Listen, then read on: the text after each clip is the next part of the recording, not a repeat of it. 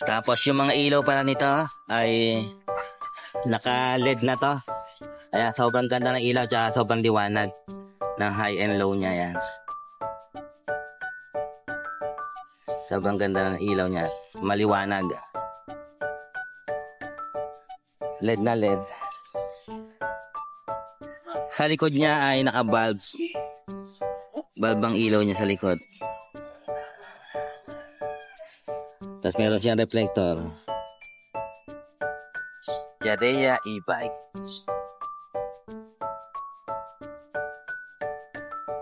Ayan, pang Porsche yan. Gandaan pa niya mga boss, pag malayo rin ang biyahe mo, pwede mo itapakan dito. Meron siyang extension. Para kay NMAX.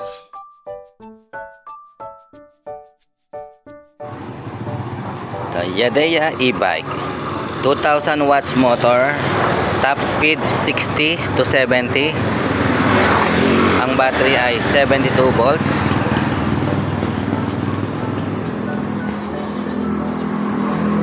Ayan, napakalakas ng e-bike na to.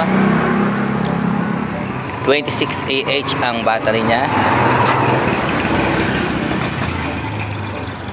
Ayan. Meron na rin siyang bubong. Nabili lang to sa Shopee. Sobrang ganda. Ayan mga boss, ito ang kanyang pinaka-itsura. Mukha na siyang Mio. Ayan. Mabilis ito mga boss. Ang lakas ng arangkada. Na-try ko na to sa mga ahunan. Tapos ang range nito ay 70 km. Bali 70 km sa odometer. Pero sa GPS tinesting ko siya. Umabot siya ng 56 km sa GPS. Ano yun? Legit. Hindi siya fake news. Talagang napakalayo ng range niya. Pero ang battery nito ay graphene battery. Lead acid. Para siyang lead acid pero graphene siya. Kasi merong battery na lead acid din siya tapos graphene. Meron kasing battery na gel type iba-iba pero ito graphene. Mas mahaba yung buhay ng kanyang battery. Naka 12 inches na rin siya na mags. Ayan, makikita niyo mga boss. Ayan.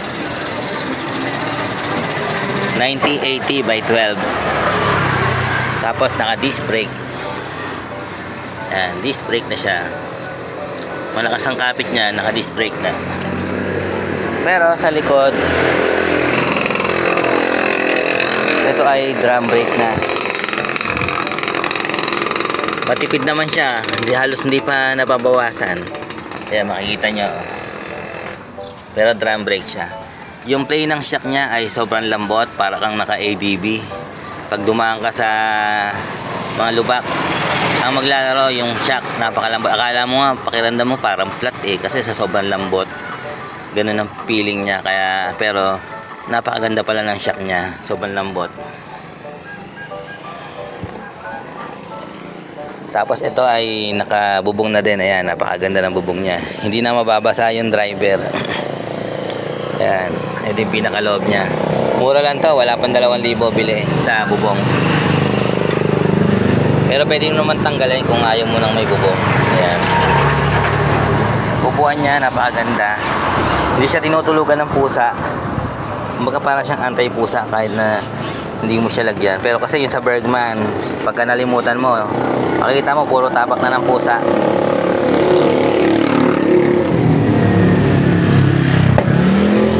Ito ay keyless na din at pwedeng keyless, pwedeng susi ang gamitin.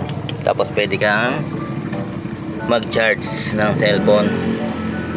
Ayan, kung sakaling nalobat ka. Ayan, ito digital na rin siya.